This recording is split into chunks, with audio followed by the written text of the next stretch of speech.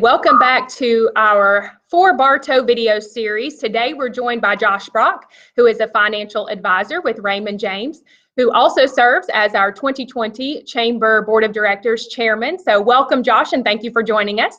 Thank you for having me. We got a couple of questions for you today as it relates to your role as a financial advisor. And let's start with the stock market. So I know there's a lot of questions, and if only you could predict what was going to happen, I know. But talk to us about what's happening in the stock market and maybe some insight that you have for us. Well, today we're talking Wednesday, March 25th. So it's the second day of a lot of fun, a lot of ride back up the mountain. There's a reported deal stimulus package from our House of Representatives and Senate at the U.S. level. So hopefully that has obviously spurred some confidence and emotion back into investors today. I think the biggest thing everyone understands is the market just does not like uncertainty, and unfortunately COVID-19 is nothing but uncertainty. You don't know how you get it. You don't know how long you'll have it.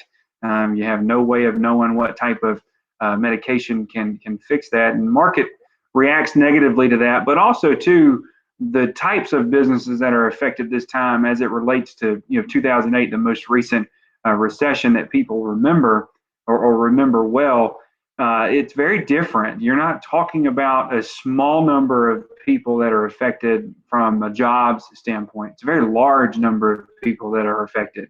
The retail workers, the hospitality workers, the folks that are in bars and restaurants, the hourly employees. Those are the ones that are really impacted because they can't go to work. Social distancing shuts down dining rooms, shuts down different things.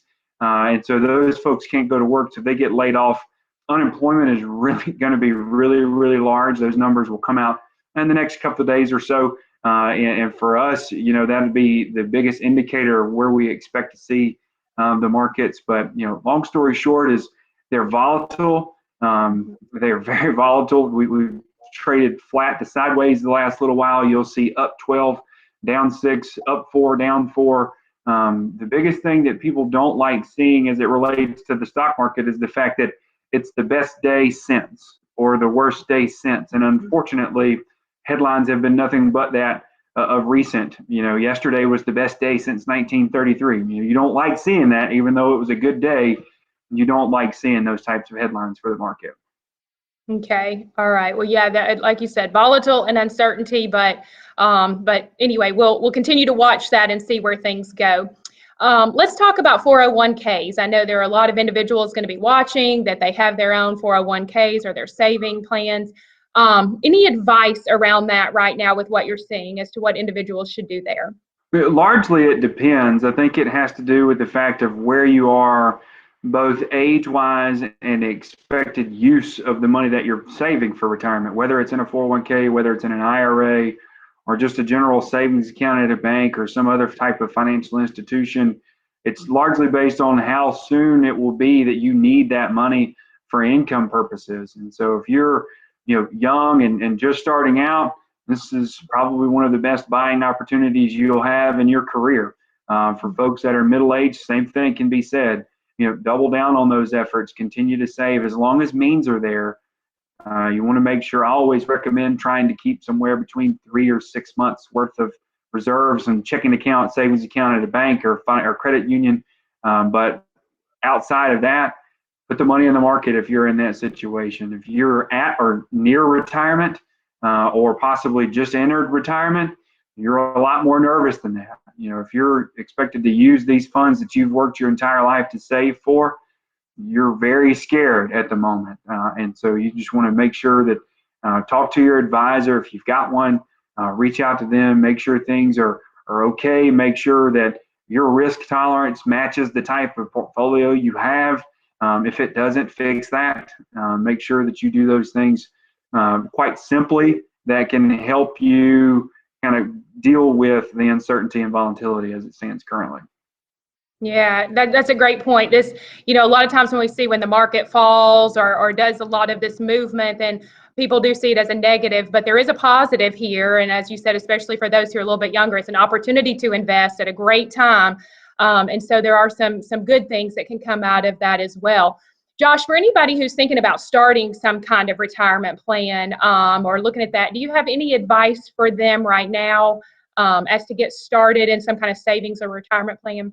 Yeah, and this follow-up from the previous question too. I mean, volatility is a good thing. We want that. You need that in portfolios. You need that in markets.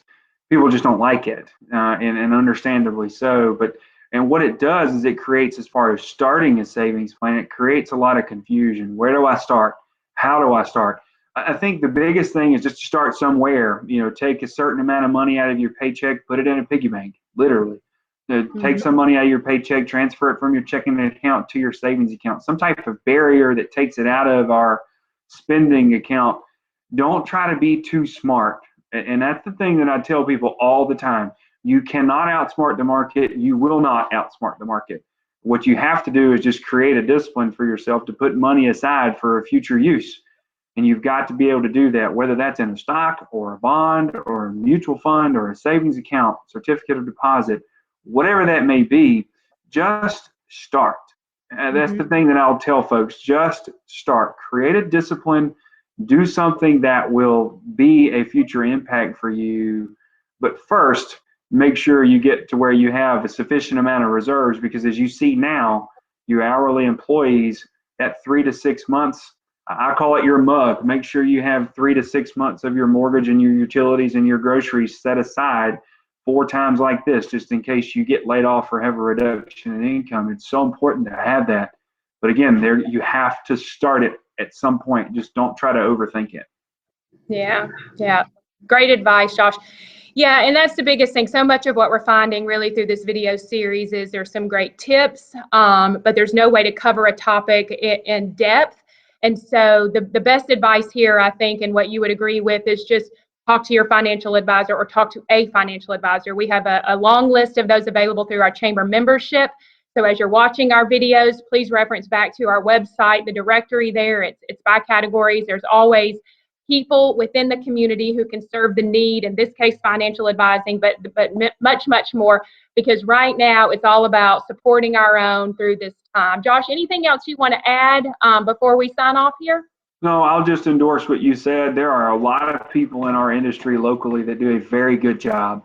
If you have an advisor, go see them, go talk to them. I promise our job is to instill confidence in you and the portfolios we have put together for you based on your needs.